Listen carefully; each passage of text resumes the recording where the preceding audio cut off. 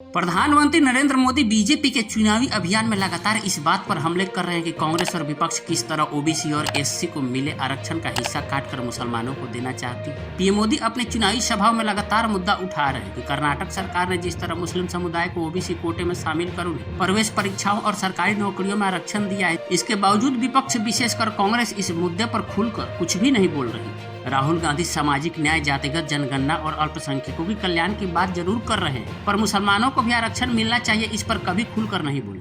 पर मंगलवार को बिहार के पूर्व मुख्यमंत्री आरजेडी मुखिया लालू प्रसाद यादव ने यह बोलकर गुगली फेंक दी है कि मुसलमानों को भी आरक्षण मिलना चाहिए। लालू प्रसाद यादव के इस हमले का जवाब बीजेपी छक्का जड़ कर देती है। यह बोल्ड होकर ये 4 जून को ही पता चलेगा। इतना तय है कि बीजेपी का मन मांगी मुराद मिल गई।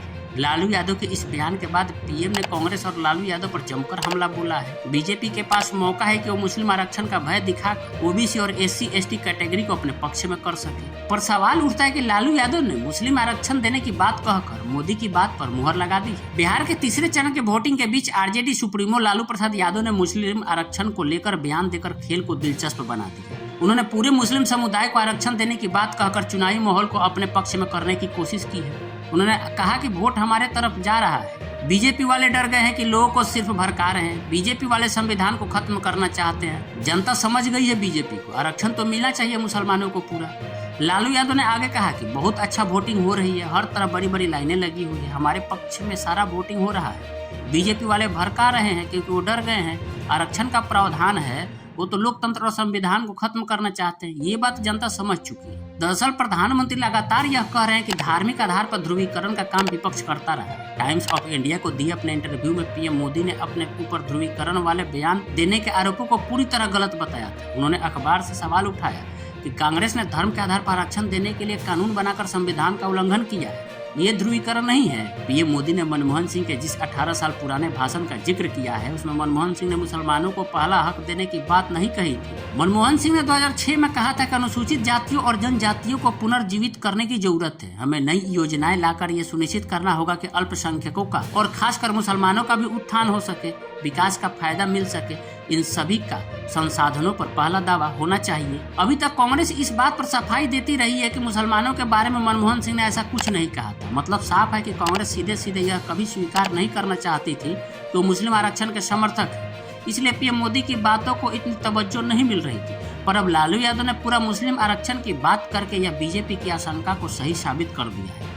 जाहिर है कि बीजेपी अपने वोटर्स को अब यह समझाने में सफल साबित होगी कि विपक्ष पूरी तैयारी में है को मुस्लिम आरक्षण देगी, वह भी दल पिछड़ों और दलितों का हक मारकर। लालू यादव ने हिंदुओं के ध्रुवीकरण का बीजेपी को मौका दे दिया। बेंगलुरु में कांग्रेस सरकार ने मुसलमानों को ओबीसी में शामिल कर लिया है। राष्ट्रीय पिछड़ा आयोग के इस खुलासे के बाद पीएम मोदी लगातार इसे मुद्दा बनाने का प्रयास कर रहे थे, पर विपक्ष विशेषकर कांग्रेस इस मुद्दे पर फूंक फूंक कर कदम रख रही थी।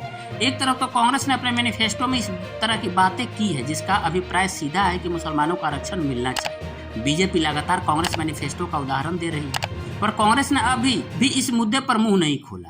कांग्रेस का जोर जातिगत जनगणना, आरक्षण के 50% के कैप को बढ़ाना और संविधान बचाने के मुद्दे पर बात करती है। पर अब कांग्रेस के सहयोगी पार्टी आरजेडी के प्रमुख लालू यादव के बयान ने बीजेपी को मौका दे दिया है। वो हिंदू वोटों के ध्रुवीकरण के लिए अपने सारे तार खोल दिए हैं। पीएम मोदी के कल के बयान में ही झलक दिख गई है कि लालू यादव के इस बयान को बीजेपी किस तरह कैश कराने वाली है। पीएम मोदी ने धार में बोलते हुए कहा था कि उनके एक नेता जो चारा खाने के कारण जेल में है, जो पशुओं का चारा खा गए, अदालत ने उनको सजा दी है। सुप्रीम कोर्ट ने भी माना है कि इतने भ्रष्टाचार किया है। इनको देखो, अभी जमानत पर बाहर है, जेल में कैद थे, कैदी है, गुनाहगार है। आपके गाँव में भी कोई जेल काट कर आए तो लोग दूर रहते हैं। ये कांग्रेस वाले इतने गिर चुके हैं कि इन्हें माथे पर बिठा कर रखा है। इन्होंने हाथ ठोक कर कहा कि मुसलमानों को आरक्षण मिलना चाहिए। आरक्षण ही नहीं, पूरा का पूरा आरक्षण मिलना चाहिए। इसका मतलब क्या हुआ? यानी एससी एसटी ओबीसी का आरक्षण छीन कर ये लोग पूरा का पूरा आरक्षण मुसलमानों को देना चाहते हैं। आखिर ये लोग ऐसा क्यों कर रहे हैं? क्योंकि यही वोट बैंक, उसी के सहारे वो अपनी सांस गिन रहे हैं। बाकी तो सब खत्म हो चुका है। मध्य प्रदेश के खरगोन में अभी एक दिन पहले ही सोमवार को राहुल गांधी ने खरगोन बरवानी संसदीय सीट से कांग्रेस प्रत्याशी पोरलाल खरते के समर्थन में अपील कर रहे थे। इस दौरान उन्होंने बीजेपी और पीएम मोदी पर भी जमकर निशाना साधा। खरगोन पहुंचे राहुल गांधी ने मंच से कहा कि इस चुनाव का मुख्य मुद्दा आरक्षण है और जब मंगलवार को पीएम मोदी आएंगे तो उनसे पूछना कि वो आरक्षण को क्यों खत्म करना चाहते हैं। इधर आदिवासी समाज को बीजेपी के द्वारा बनवासी कहने कहने पर भी उन्होंने कड़ी आपत्ति जताई। कहने का मतलब है कि राहुल गांधी लगातार सामाजिक न्याय, जाति जनगणना, आरक्षण बचाओ और संविधान बचाओ की बात करते हैं, पर लालू यादव ने वो कर दिया जैसे कांग्रेस को उम्मीद नहीं थी। उत्तर प्रदेश में अखिलेश यादव हो या दिल्ली में अरविंद केजरीवाल की पार्टी, आप किसी ने भी इस तरह की मांग नहीं की। या तो अब सभी लालू यादव के बयान से अपनी दूरी बनाएंगे या उनके समर्थन में उतरेंगे। जो भी हो, इससे फायदा सिर्फ बीजेपी को ही होने वाला है।